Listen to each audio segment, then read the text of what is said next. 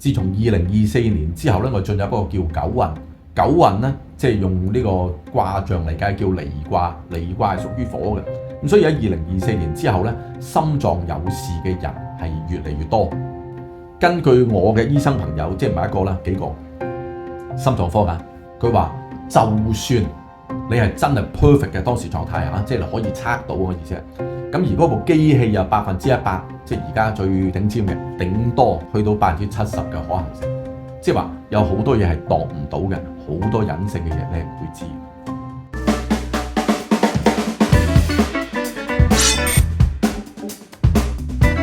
好，歡迎收睇預赤刀醫頻道，預前赤腳帶刀醫生，預前帶大家向上，赤腳教大家落地，帶刀教大家向前學嘢。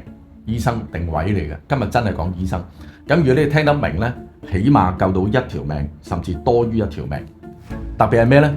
你千祈唔好以為自己已經知道咩叫心臟病，知道點去應變，分分鐘係好大件事。我先講咗喺90年代有一個90年代頭，我自己採訪嘅經驗，呢個真係我先知。咩意思呢？就係有個議員叫張鑑全，大家廣泛都知㗎啦。佢係心臟病發，喺去完咗呢個記協嘅晚會之後咁樣走咗嘅。好啦，個過程裏邊同我有咩關係呢？話說當晚我去採訪，我係預計咗呢個人佢一定會唱歌嘅，因為佢好中意唱歌。結果佢當晚咧唱咗一首就係即係人鬼情未了啊！即係呢套非常經典嘅電影嗰首主題曲《Unchained Melody》，一路唱。咁因為我係預計我要影呢一場，咁所以我係最後一個離開嘅電視台，應該係最後個畫面嘅，冇其他班走晒。OK， 咁到我離開收咗 crew 嘅時候，咁我見到佢同助理咧就沿住個電動樓梯喺會展嗰度落嚟，揞住咗個即係呢個位。咁我就走埋去同佢助理講：咦，咩事啊？咁嗱，聽住啦，佢答案係咁啊。哦，阿 Stephen 即係阿張鑑全。佢胃痛啊咁，哇咁嚴重啊！咁你嗱嗱聲揾醫生啦咁，即係佢哋當時非常忙亂，唔知點好。咁最後咧，我哋就喺會場裏邊揾咗另一個議員醫生，叫梁志雄落嚟。好啦，咁落嚟咁咪點啊？落嚟咁咪 call 嗰架私家車，咁咪載佢去醫院咯。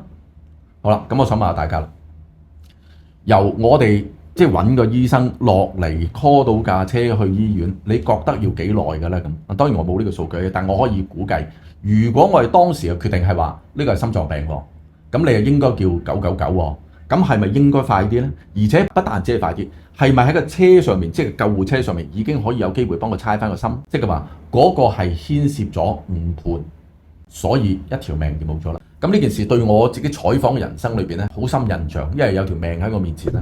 咁亦都因為呢件事咧，即係當身邊有人有啲咩唔妥，我係會出手。試過有一次，有一個喺TVB 等車個位等巴士入去，即係叫電視城，有叫燈 Sir， 意思就係佢經常打燈嘅，即係上咗年紀嘅。有突然之間暈咗，咁呢次哇係唔得喎，即係要出手啦，咁我就出手啦。咁但係出手叫埋救護車嚟，咁最後都係回天乏術，都冇咗。嗱，我出手都係冇用嘅。到再近年啦，即係10年8載之前，有一個朋友，咁佢就搞啲移民講座，我咪陪佢一齊去咯咁樣。點知執下凳，佢就攤咗喺度。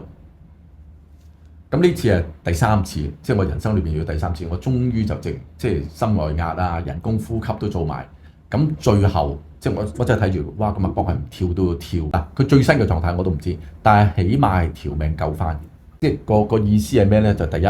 你唔好輕視心臟病，但係你唔一定知係心臟病，可能你覺得係胃痛嚟嘅啫。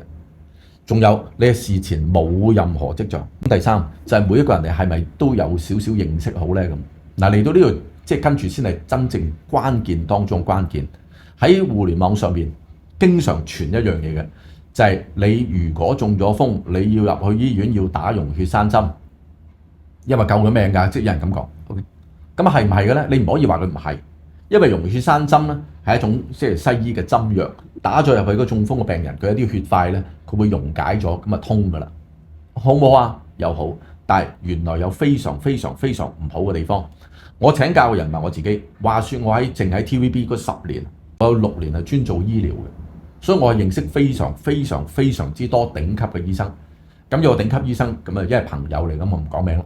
佢話做完手術打完溶血栓針之後幾分鐘命都冇。咁我話即係點啊？佢話第一可以唔打就唔好打溶血栓針啦。你係要爭取機會同醫生講，佢話每間公立醫院都做到㗎啦，就係通波仔。嗱，佢喺幾年前同我講㗎啦，佢話以前嘅科技係點呢？就係你隔咗4個鐘由中風到要做呢個通波仔，如果你4個鐘之後先可以做到呢，嗱咁啊麻煩嘅，即係話有啲永久性缺氧啊，呢啲器官會出事啊。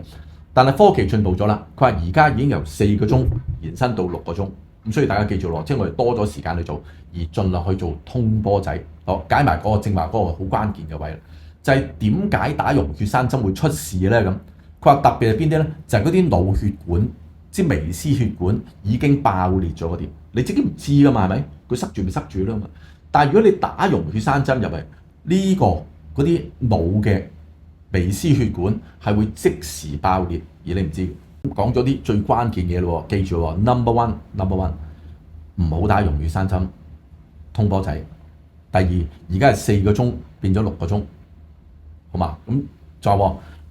有個別有啲情況，我有試過有個朋友，佢突然之間即係意外啦，有個衣架喺高處跌落嚟，佢入咗某間醫院，咁最後我發覺啦，如果嗰間醫院原來冇腦科嘅，咁啊教佢轉去另一間啦。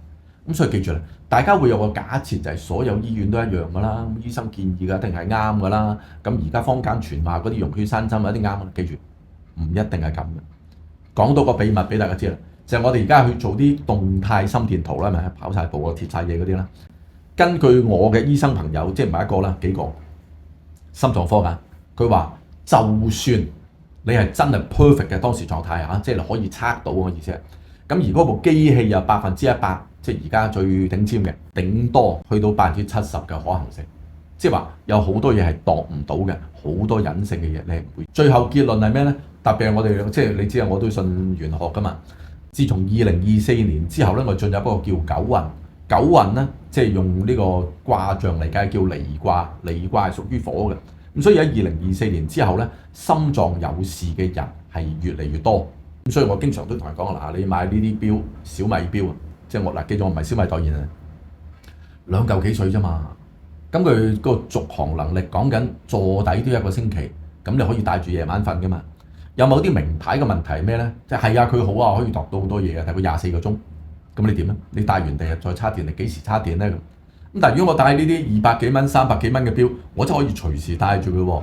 咁所以如果你當為禮物，當為你嘅積德，即係買幾隻，起碼話俾人知啊！嗱，記住喎 ，number one， 胃病同心臟病係可以撈亂嘅，得啦嘛。第一個，第二個，溶血栓針唔好打，做通波仔。第三，就係你自己起碼要識少少心臟嘅嘢啦，咁你自己即係買啲錶去緊密留意佢喺2024之後好多好麻煩嘅事，好嘛？咁啊呢個咧就係俾大家即係最重要嘅忠告啦，特別係呢一年代心臟係最重要嘅，咁所以希望大家可以留意到啦。咁我哋下集再同大家講一啲即係我先知，盡量唔係人哋講到嘅秘密啦。下集再見。